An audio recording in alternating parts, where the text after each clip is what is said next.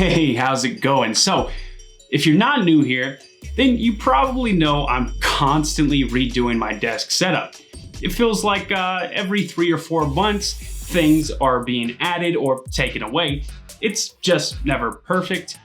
You know the struggle. About 3 months ago, not only did I completely change my desk setup, but I decided to give my office a complete rehaul. I wanted to declutter, reorganize, and just keep the essentials. This is my desk setup. V6, I think? Yeah, 6 sounds nice. Let's run with it.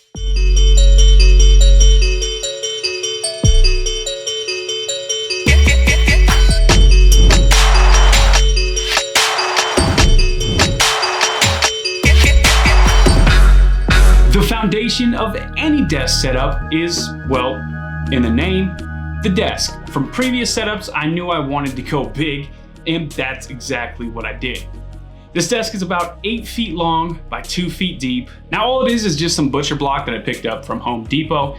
I sanded it, stained it, beat it up a bit just to give it that weathered look. I usually spend close to 10 hours a day at my desk, some days a bit more, and being able to stand up and move around while I work is an absolute must. And thanks to the Vivo sit, stand, base, and legs, I'm able to do exactly that. For about 300 bucks, you can convert any tabletop into a sit stand desk with these legs.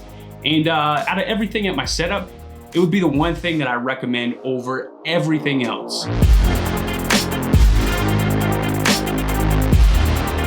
My overall goal was to go for a clean, lively setup with a splash of personality. And I think having a bit of green helps bring some life and, give it that look. I just swooped some fake ivy, threw that up on the wall, which I'll have linked down below, along with everything else that you see in the video. Now, I really think that ivy is a big part of the setup and it helps tie everything together. Now, I know I wanted to add a bit of personality, but I wasn't sure how I wanted to incorporate it. What I ended up doing was printing out some of my favorite photography shots from my recent trip to Malibu Beach. I really love the dark, gloomy look to these photos.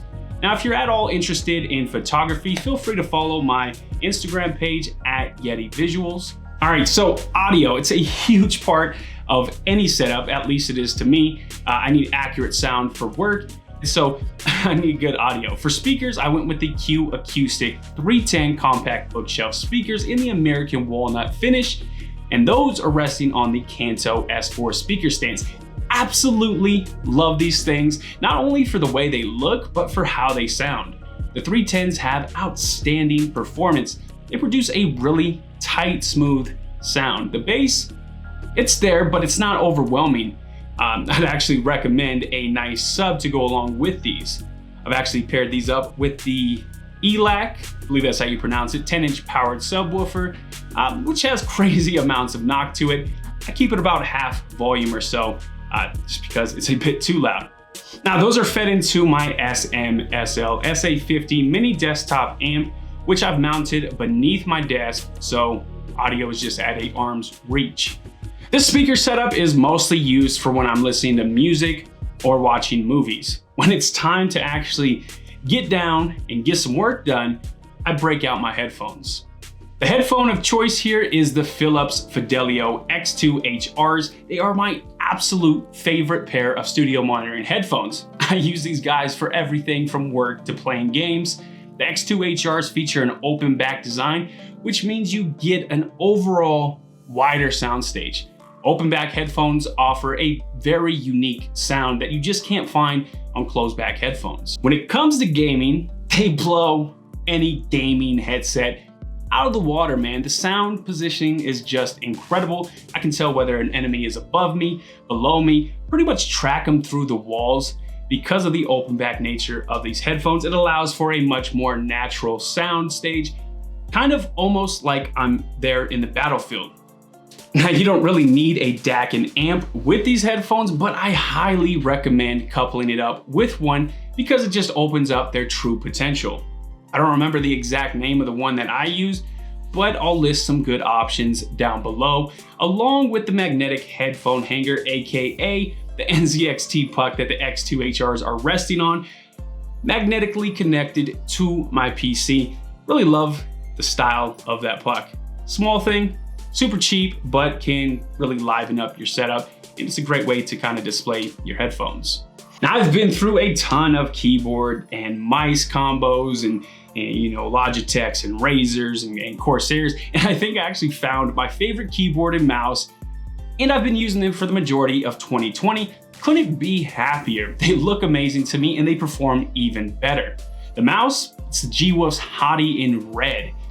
The G-Wolf's Hottie is one of the lightest gaming mice, coming in at around 60 grams with that ever so popular honeycomb hole design, which is quickly becoming the new trend. Now, more importantly is the Pixart 3389 sensor. It's rocking here, which is one of the best sensors currently available on the market.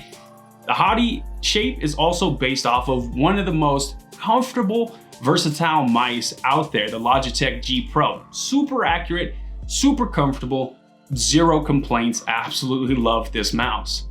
All right, let's kind of flip the script here, talk about that keyboard. It's a semi-custom build.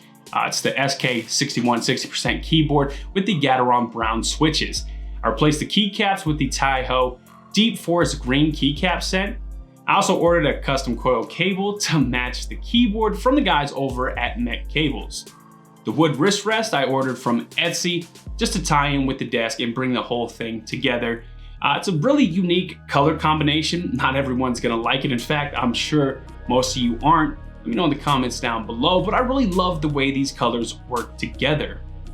My main monitor is the 34-inch ultra-wide from Biotech. I've had it for a little over 2 years, I believe, and it's almost perfect. The only drawback relates really to my work as a videographer. It's just not as color accurate as I would like it to be. But outside of that, it's been an absolute monster, and that's exactly why I have yet to really upgrade. I won't talk about it too much as I've already made a full in-depth review, which you can find on my channel, but I'll also link it up in the corner. But just know that for gaming, it's an absolute beast. Having a secondary monitor is a must in my opinion. Not only does it offer so much more flexibility when it comes to doing anything, it allows you to be much more productive. But once you actually have two screens, you really can't go back to one. Now this one's from Planner. It's fairly new and inexpensive. It's touchscreen and all that, but my main reason for choosing it wasn't for the touch features. It was actually for the stand on the back and the way that it allows me to set it up and angle it right on my desk without any mounting right below my main monitor, angled right at me. Just look down, do what I gotta do, look back up. It's great, I love it. Each time I upgrade my setup, I slowly learn little tips and tricks to improve my overall workflow and experience. Things like mounting my amps to the bottom of my desk to free up that precious desk space. Also, mounting SD card readers and USB hubs below is a great way to keep everything looking clutter-free and just tidy up a bit. I even mounted a USB hub below my ultra-wide monitor for even quicker access when plugging in things like USB sticks. Another awesome pickup to make your desk setup more functional is this power hub that mounts directly to your desk and gives you 2 AC outlets and 2 USB ports. Absolutely love this thing. If I need to quickly charge like my laptop, my gimbal, my headphones, my phone, it's just right there at an arm's reach, all while not being an eyesore. I recently started keeping some sticky notes around. Call me old school, but I find I get more things done when I actually write down ideas and goals. And you know what? Having a list of things to do right in front of you, right there on your monitor, reminding you not to be a lazy piece of shit today, really helps me stay focused and motivated throughout the day. And no, when I'm not bored, I totally don't make flip comics out of them. The heart of the setup, the PC, I don't really want to talk a whole lot about this as I've made a full build guide, which I'll link on card now. But it's a pretty beefy build, 10th gen i7, 64 gigabytes of RAM RTX 2060, which I'll soon be upgrading to that 30 series card when it's back in stock. But still a monster of a build and handles everything I throw at it. Now, I think that's pretty much everything. If I happen to miss anything that you've seen and you want to know more about it or anything like that, drop a comment. I'll gladly fill you in and help you out. Well, I'm Yeti Machete. If you made it this far, smash like, drop a subscribe, and a comment. And did you know that the first computer weighed more than 40 tons? Talk about a thick boy. Anyways, I'm out. Catch you guys in the next one.